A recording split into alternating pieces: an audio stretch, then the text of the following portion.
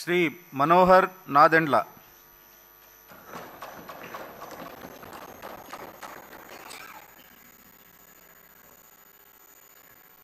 నాదెండ్ల మనోహర్ అని నేను శాసనసభ సభ్యునిగా ఎన్నికైనందున శాసనం ద్వారా నిర్మితమైన భారత రాజ్యాంగం పట్ల నిజమైన విశ్వాసం, విధేయత చూపుతానని, భారతదేశ సార్వభౌమాధికారాన్ని, సమగ్రతను కాపాడుతానని, నేను స్వీకరించబోయే కర్తవ్యాన్ని శ్రద్ధాశక్తులతో నిర్వహిస్తానని దైవ సాక్షిగా ప్రమాణం చేస్తున్నాను.